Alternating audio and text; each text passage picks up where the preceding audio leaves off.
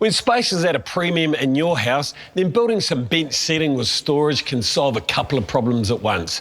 A bench seat can give you a new seating area, as well as giving you quite a bit of handy storage space. And the best thing, you can make it yourself easy as. I'll show you how to build a corner bench seat with storage and the box cushions too. Now, the easiest way to start this project is by making yourself a template. Now, the standard height for a bench seat is between 400 and 450 millimetres high. So I'm going to make mine 400 millimetres high because I've got a relatively thick squab that I'm going to put on later. And my bench seat is going to be 1880 long. The width of my seat will be 480 millimetres. You can make this whatever works for you. And I'm going to put a 15-degree angle on the front, so when you're sitting on it, your heels don't hit or scuff the front of the board. It's also a little bit more comfortable. That angle leaves our bottom measurement at 380 millimetres. Now, so I'm going to start marking this out on a sheet of ply. I'm going to mark this out on the bottom 380 millimetres, and the height, I've got 400 millimetres. Now, the top of my seat, I'm going to make 480 millimetres wide. So effectively, that gives me a 15-degree angle.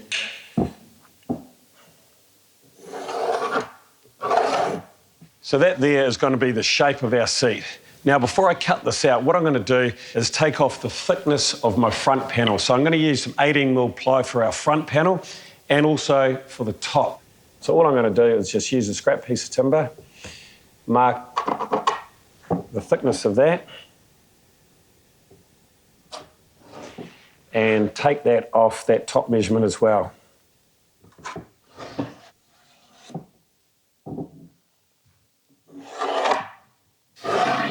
Okay, so this template is going to set me up for the rest of the job.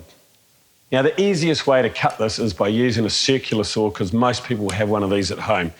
So what I'm going to use is a piece of timber that I'm going to clamp to my work surface and use that as a guide on the edge of my circular saw. Now, to get that measurement, what I'm going to do is measure from the inside of my blade to the outside of the table. Now, I know that's 130 millimetres, so what I'm going to do is mark 130 millimetres from our line, top and bottom,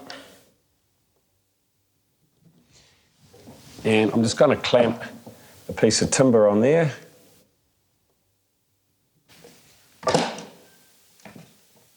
So now I'm pretty much ready to use the edge of this piece of timber as a guide. The saw's going to sit on that, and I'm just going to run through, and that'll hit our line nicely. Now, when you're making any cuts with your circular saw, you just want to go slightly deeper than your work surface. So I've set that to just over 20 millimetres, so I know it's only just going to go through, and then that way you've got most amount of control.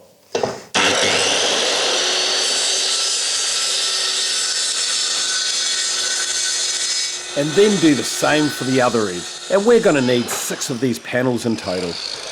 I'm going to start off first in the corner here, and I'm going to screw that straight to the wall with a screw in at each corner.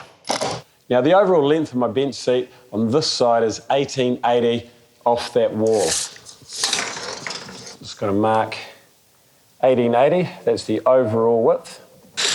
And I'm just going to square off our back wall, and then I'll plumb that line up.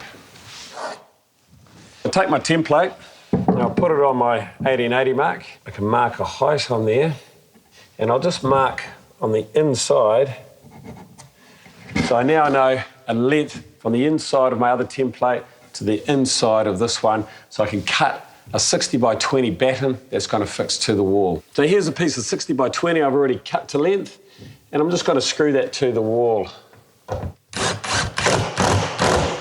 Now, you just want to make sure that is nice and straight before screwing it off on your studs. Okay, the next thing we need to do is cut a floor plate out of exactly the same timber, our 60 by 20. But on this one, we're going to have to cut a 15-degree angle, the same as the front of our box seat. So if I was to put that there on my plumb line and on my square line, so all we have to do is cut our floor plate. So once again, I'm just going to use my circular saw to rip an angle on my floor plate. Now, to do that, I'm just going to set this to 15 degrees. Okay, so I'm just going to lock that off nice and tight. And then I'm going to use my guide that comes with your circular saw when you buy them. And we're just going to fix that through. And I'm going to cut this back edge. Now I've just screwed this to a piece of timber so it's nice and secure, and I've set my saw so just a little bit thicker than the thickness of the timber.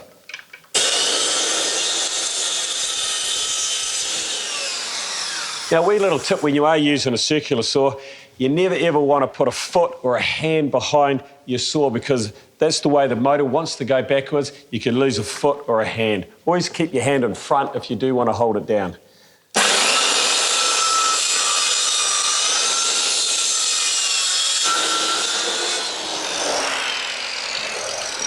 Cool, so I've just cut my floor plate.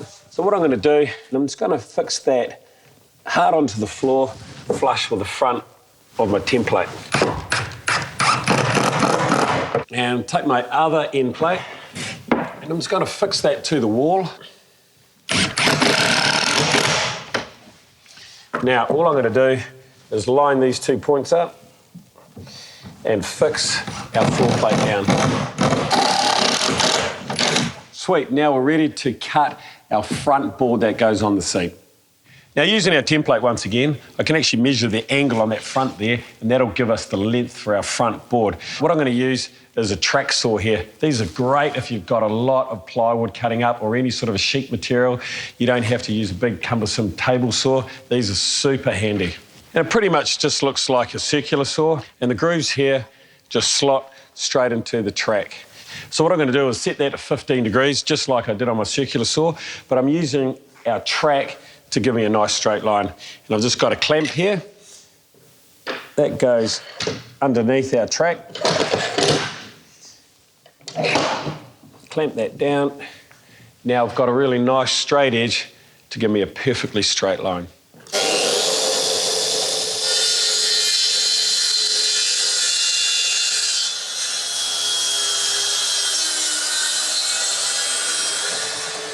Okay, so I've already cut my board. I'll put some glue on there. Now I'm just going to finish off the gluing here. And we're just going to attach that to our front panels.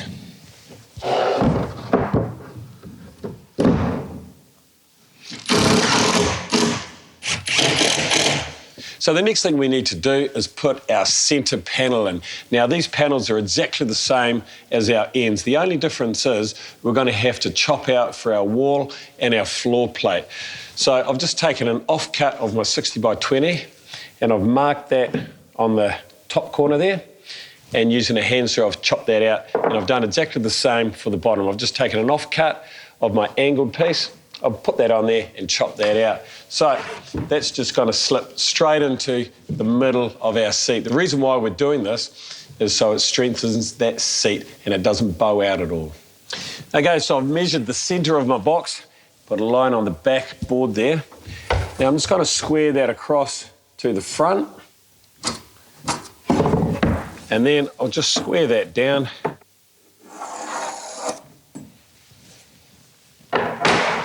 Now, just apply a little bit of PVA to the edges.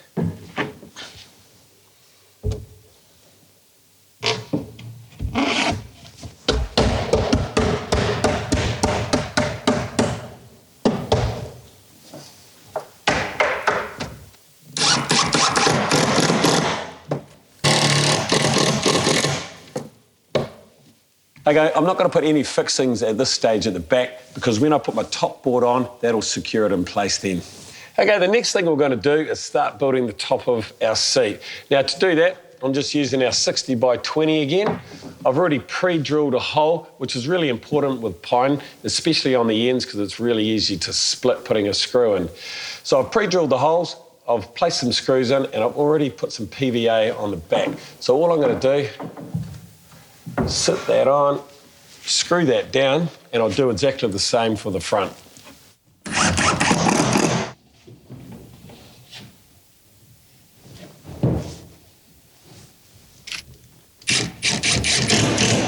Now I've just cut some pieces that go in between our front and back board and pre-drilled a hole using my 3mm drill bit.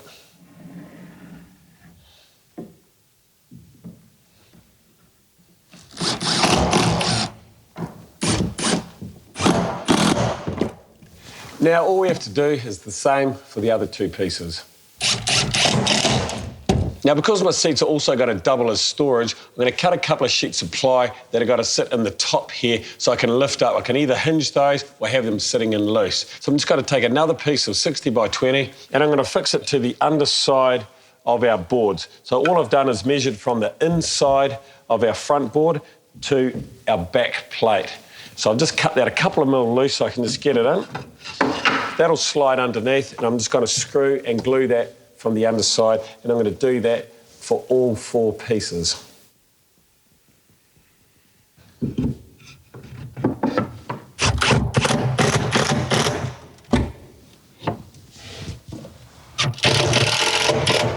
Okay, I've just cut my lids. Now, how I got to that dimension, I measured the distance in between our sides and then I just took off 4 millimetres and I did the same for the end. That way, when that just sits in there, I've got about a 2 millimetre gap around it and allows me to get it out nice and easy. Now, I've also drilled a hole through the end. Now, I've come in 100 millimetres by 50 at the front, so I'm going to show you how to do that.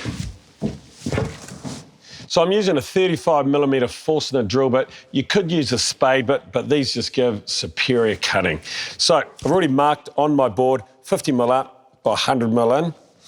And I've just got a 1.5 mil drill bit, and I'm just going to put a nice fine little pilot hole all the way through to save me measuring and marking the back. Now, the reason I've drilled a pilot hole is purely because I'm just going to use my Forstner drill bit to go halfway through the board, flip the board over, and then come from the other side. If I drill all the way through now, it's just going to blow out the back and be pretty ugly. Now, this is a trim router, and I've got a 3 mil radius bit in it. So what this is going to do is just going to dress up all the sides. You could use a bit of sandpaper and a block plane, but this is really inexpensive and it does a great job.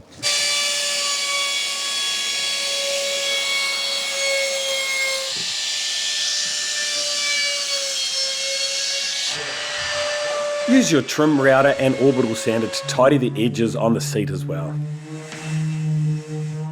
Repeat the process for the second side, but don't forget to cut a 15-degree angle where the 2 seats meet. For this inner end panel, make sure it's plumb, then fix it in place.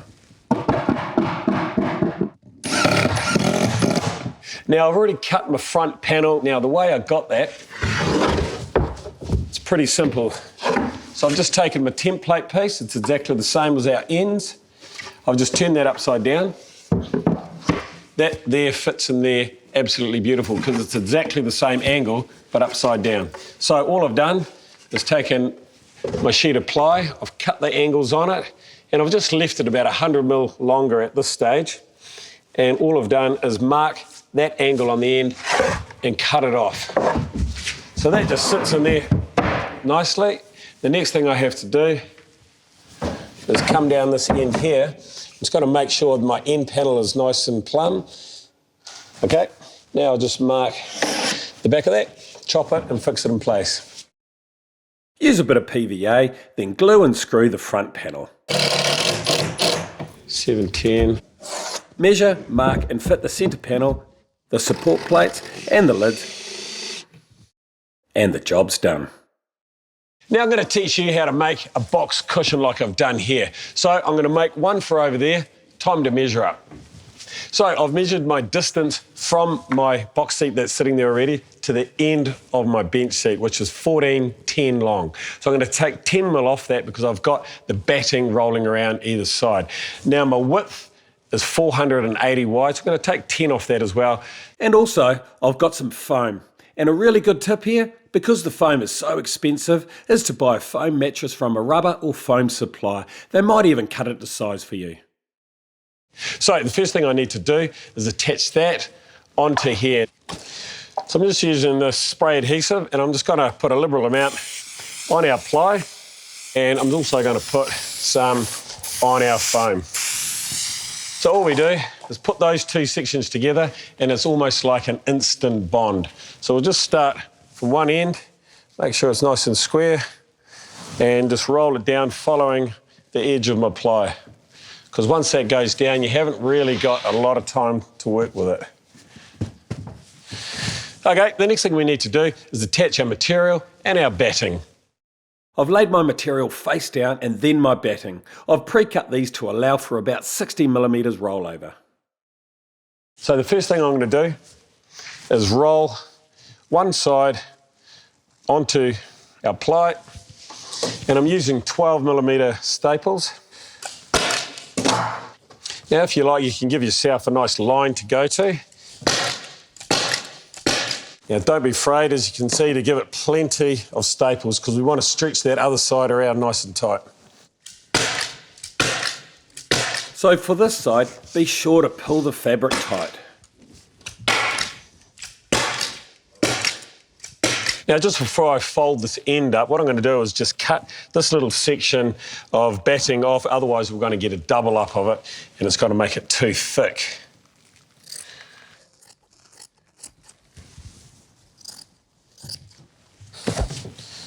So I'm going to fold one corner up at a time. Now, what we're trying to aim is for a corner where there's nice and 90 degrees up there with no cleats in it. So that's looking pretty tidy.